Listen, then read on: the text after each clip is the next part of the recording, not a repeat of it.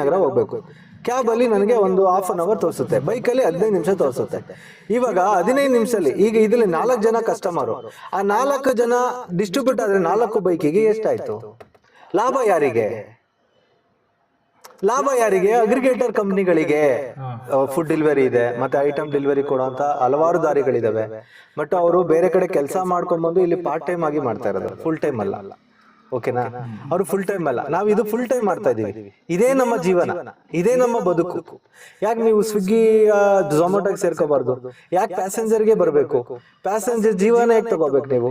ನೀವು ರ್ಯಾಪಿಡೋದವರು, ಊಬರು, ಓಲಾ ಎಲ್ಲದರಲ್ಲೂ bike taxi ಇದೆ.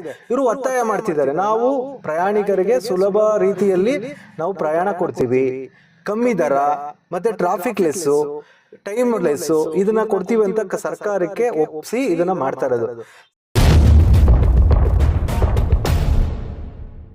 ಸ್ವಿಗ್ಗಿ ಇದೆ, ಫುಡ್ ಡೆಲಿವರಿ ಇದೆ, ಮತ್ತೆ ಐಟಮ್ ಡೆಲಿವರಿ ಕೊಡುವಂತ ಹಲವಾರು ದಾರಿಗಳಿದಾವೆ. ಬಟ್ ಅವರು ಬೇರೆ ಕಡೆ ಕೆಲಸ ಮಾಡ್ಕೊಂಡ್ಬಂದು ಇಲ್ಲಿ ಪಾರ್ಟ್ ಟೈಮ್ ಆಗಿ ಮಾಡ್ತಾ ಇರೋದು, ಫುಲ್ ಟೈಮ್ ಅಲ್ಲ. ಓಕೆನಾ? ಅವರು ಫುಲ್ ಟೈಮ್ ಅಲ್ಲ, ನಾವು ಇದು ಫುಲ್ ಟೈಮ್ ಮಾಡ್ತಾ ಇದೀವಿ. ಇದೇ ನಮ್ಮ ಜೀವನ, ಇದೇ ನಮ್ಮ ಬದುಕು.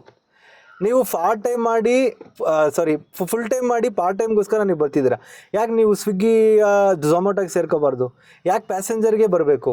ಪ್ಯಾಸೆಂಜರ್ ಜೀವನ ಹೇಗೆ ತಗೋಬೇಕು ನೀವು? ನೀವು ಮನೇಲೇನೋ ಈಗ ಒಂದು ಕಂಪ್ನಿ ಕೆಲಸ ಮಾಡ್ತಿರ್ತಾರೆ, ಒಂದು 3 ಅವರ್ ಟೈಮ್ ಇರುತ್ತೆ ಲಾಗಿನ್ ಆಗೋಕ್ಕೆ. ಈಗ ಒಂದು ಅರ್ಜೆಂಟಿಗೆ ಪ್ಯಾಸೆಂಜರ್ನ ಕುಣಿಸ್ಕೊಂಡು ಹೋಗ್ತಾ ಇದ್ದೀರಾ, ಬಿದ್ದೋಗ್ಬಿಟ್ರು, ಏನು ಮಾಡ್ತೀರಾ ಅವಾಗ? ಈಗ ನಿಮ್ಮ ಕೆಲಸನೂ ಹೋಗುತ್ತೆ, ಒಂದು ಫುಲ್ ಟೈಮು ಹೋಗುತ್ತೆ, ಕಡೆ ಹಾಫ್ ಟೈಮು ಹೋಗುತ್ತೆ. ಯಾಕೆ ನಿಮ್ಗೆ ಆ ಥರ ಒಂದು ಬೇಕು? ಸರ್ಕಾರಕ್ಕೆ ಯಾಕೆ ಬೈಕ್ ಟ್ಯಾಕ್ಸಿ ಮೇಲೆ ಒಲವು ಜಾಸ್ತಿ? ಸರ್, ಇದು ಸರ್ಕಾರದಿಂದ ಇಲ್ಲಿಗೆ ಒತ್ತಾಯ ಮಾಡ್ತಿರೋದು. ಈಗ ರ್ಯಾಪಿಡೋದವ್ರು ಏನು ಮಾಡ್ತಿದ್ದಾರೆ ಅಂದರೆ ಒತ್ತಾಯ ಮಾಡ್ತಿದ್ದಾರೆ. ರ್ಯಾಪಿಡೋದವರು, ಊಬರು, ಓಲಾ ಎಲ್ಲದರಲ್ಲೂ ಬೈಕ್ ಟ್ಯಾಕ್ಸಿ ಇದೆ. ಇವರು ಒತ್ತಾಯ ಮಾಡ್ತಿದ್ದಾರೆ, ನಾವು ಪ್ರಯಾಣಿಕರಿಗೆ ಸುಲಭ ರೀತಿಯಲ್ಲಿ ನಾವು ಪ್ರಯಾಣ ಕೊಡ್ತೀವಿ, ಕಮ್ಮಿ ದರ ಮತ್ತು ಟ್ರಾಫಿಕ್ ಲೆಸ್ಸು, ಟೈಮ್ ಲೆಸ್ಸು, ಇದನ್ನು ಕೊಡ್ತೀವಿ ಅಂತ ಸರ್ಕಾರಕ್ಕೆ ಒಪ್ಪಿಸಿ ಇದನ್ನು ಮಾಡ್ತಾ ಇರೋದು. ಸರ್ಕಾರ ಯಾವತ್ತೂ ಆಗಲಿ ನೀವು ಅದನ್ನು ಮಾಡಿ ಇದನ್ನು ಮಾಡಿ ಅಂತ ಯಾವತ್ತೂ ಮದಿಗೆ ಬರಲ್ಲ. ಓಕೆ, ಇನ್ನೊಂದು, ಈಗ ನೀವು ಹೇಳ್ತಿದ್ದೀರಾ ಸರ್ಕಾರ ಮಾಡ್ತಾ ಇಲ್ಲ, ಅಗ್ರಿಗೇಟರ್ ಕಂಪ್ನಿಗಳು ಮಾಡ್ತಾ ಇರೋದು. ಹೌದು, 100%. ಓಕೆ, ಅಗ್ರಿಗೇಟರ್ ಕಂಪ್ನಿಗಳಲ್ಲಿ ನೀವು ಇರೋದಲ್ಲ, ಯಾಕಂದ್ರೆ ಆಟೋ ಇರ್ಬೋದು, ಕ್ಯಾಬ್ ಇರ್ಬೋದು, ಬೈಕ್ ಟ್ಯಾಕ್ಸಿ ಅಂದ್ರೆ, ಬಟ್ ಅದ್ರ ಲಾಭ ಏನು ಅವ್ರಿಗೆ? ಹಂಗಂದ್ರೆ ಸರ್, ಲಾಭ ಏನಂದ್ರೆ ಇವಾಗ 1 ಅವರ್ ನಾನು ಸದಾಶಿವನಗರದಲ್ಲಿ ಇದ್ದೀನಿ. ಈಗ ಅಲ್ಲಿ WTC ಬಿಲ್ಡಿಂಗ್ ಹೋಗ್ಬೇಕು, ನಾನು ರಾಜಾಜಿನಗರ ಹೋಗ್ಬೇಕು. ಕ್ಯಾಬಲ್ಲಿ ನನಗೆ ಒಂದು ಹಾಫ್ ಅನ್ ಅವರ್ ತೋರಿಸುತ್ತೆ, ಬೈಕಲ್ಲಿ 15 ನಿಮಿಷ ತೋರಿಸುತ್ತೆ. ಇವಾಗ 15 ನಿಮಿಷದಲ್ಲಿ ಈಗ ಇದರಲ್ಲಿ 4 ಜನ ಕಸ್ಟಮರು, ಆ 4 ಜನ ಡಿಸ್ಟ್ರಿಬ್ಯೂಟ್ ಆದರೆ 4 ಬೈಕಿಗೆ ಎಷ್ಟಾಯಿತು? ಲಾಭ ಯಾರಿಗೆ? ಲಾಭ ಯಾರಿಗೆ? ಅಗ್ರಿಗೇಟರ್ ಕಂಪ್ನಿಗಳಿಗೆ. ಅರ್ಥ ಆಯ್ತಾ ಸರ್? ಈಗ 4 ಜನ ಕ್ಯಾಬಲ್ಲಿ ಬರ್ತಾರೆ, 3 ಜನ ಆಟೋಗೆ ಹೋಗ್ತಾರೆ. ಈಗ 3 ಜನ 3 ಬೈಕ್ ಆದಾಗ ಅಲ್ಲಿ ಎಷ್ಟು ಸಂಪಾದನೆ ಆಯಿತು? 1:3 ಆಯಿತು. ಲಾಭ ಯಾರಿಗೆ?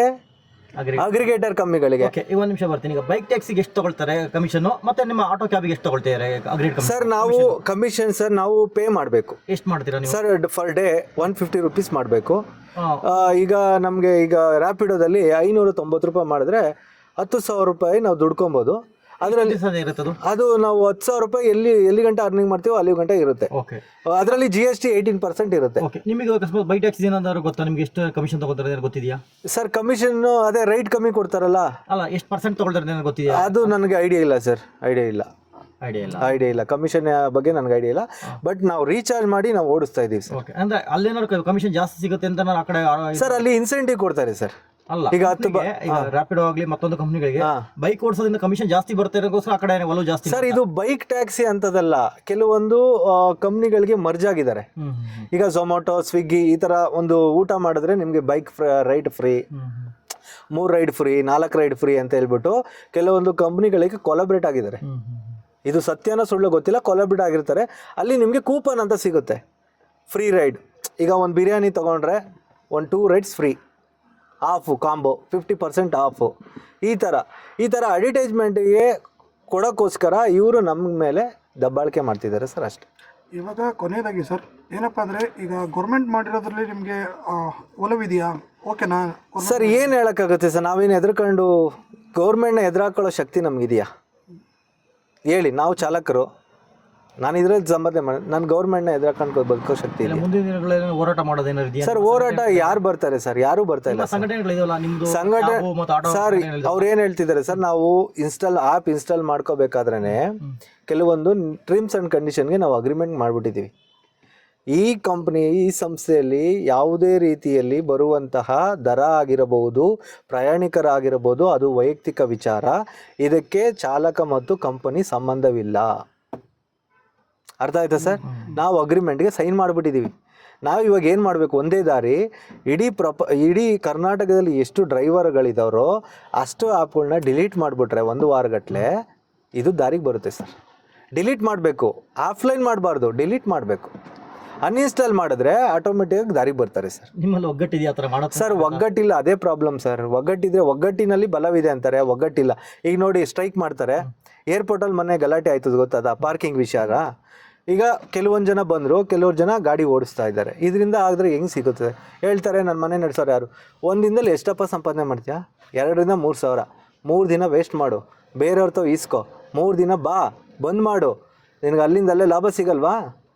ಆಗಲ್ವಾ ನಿಮ್ಮ ಕೈಲಿ? ಲಾಭ ಬೇಕಾ ನಷ್ಟ ಬೇಕಾ? 3 ದಿನ ನಷ್ಟ, 30 ದಿನ ಸಂಪಾದನೆ. ಯಾರು ಸರ್ ಇದು? ಸೂಕ್ಷ್ಮವಾಗಿ ಯೋಚನೆ ಮಾಡಿದ್ರೆ ಎಲ್ಲದಕ್ಕೂ ಉತ್ತರ ಇದೆ ಸರ್. ಅಷ್ಟೇ. ನಾವು ಕಂಪ್ನಿ ವಿರುದ್ಧ ಹೋಗೋಕ್ಕಾಗಲ್ಲ.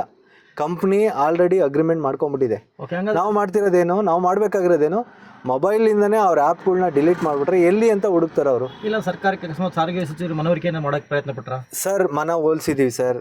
ಅವರು ಏನು ಮಾಡ್ತಿರೋ ನನಗಂತೂ ಗೊತ್ತಾಗ್ತಾ ಇಲ್ಲ. ನಮ್ಮ ಮಾನ್ಯ ಗೌರವಾನ್ವಿತ ರಾಮಲಿಂಗಾರೆಡ್ಡಿ ಅವರು ಸಾರಿಗೆ ಸಚಿವರಾಗಿದ್ದಾರೆ. ಇದ್ರ ಬಗ್ಗೆ ಚಾಲಕರ ಪರವಾಗಿ ಬಂದು ಕೈ ಜೋಡಿಸಿ ಇದಕ್ಕೊಂದು ನ್ಯಾಯ ಕೊಡಿಸ್ಬೇಕು ಅಂತ ಈ ಮೂಲಕ ನಾನು ಕೇಳ್ಕೊತಾ ಇದ್ದೀನಿ ಸರ್. ಅಷ್ಟೇ. ಬಾಂಧವರಲ್ಲಿ ನಂದೊಂದು ವಿನಂತಿ, ಮುಂದಿನ ದಿನಗಳಲ್ಲಿ ನೀವೆಲ್ಲ ಒಗ್ಗಟ್ಟಾಗಿ, ಒಗ್ಗಟ್ಟಿನಲ್ಲಿ ಬಲವಿದೆ. ದಯವಿಟ್ಟು ಇವ್ರಿಗೆಲ್ಲ ಬುದ್ಧಿ ಕಲಿಸ್ಬೇಕು ಅಂದರೆ ದಯವಿಟ್ಟು ಒಗ್ಗಟ್ಟಾಗಿ ಬನ್ನಿ. ಆಟೋ ಚಾಲಕರು ಹಾಗೂ ಕ್ಯಾಬ್ ಚಾಲಕರು, ನಮ್ಮ ಚಾಲಕರ ವೃಂದಗಳಿಗೆ ನನ್ನ ಒಂದು ಪ್ರಾರ್ಥನೆ ಏನಪ್ಪ ಅಂದರೆ, ಕೈ ಮುಗಿದು ಕೇಳಿಕೊಳ್ಳುತ್ತಿದ್ದೇನೆ, ದಯವಿಟ್ಟು ಒಗ್ಗಟ್ಟಾಗಿ. ಇದರಿಂದ ನಮಗೂ ನ್ಯಾಯ ಸಿಗುತ್ತೆ, ಅವ್ರಿಗೂ ನ್ಯಾಯ ಸಿಗುತ್ತೆ, ನಮ್ಮ ಸರ್ಕಾರಕ್ಕೂ ಒಂದು ಮಾತನಾಡುವುದಕ್ಕೆ ಒಂದು ದಾರಿಯಾಗುತ್ತೆ. ದಯವಿಟ್ಟು ಎಲ್ಲರೂ ಬನ್ನಿ.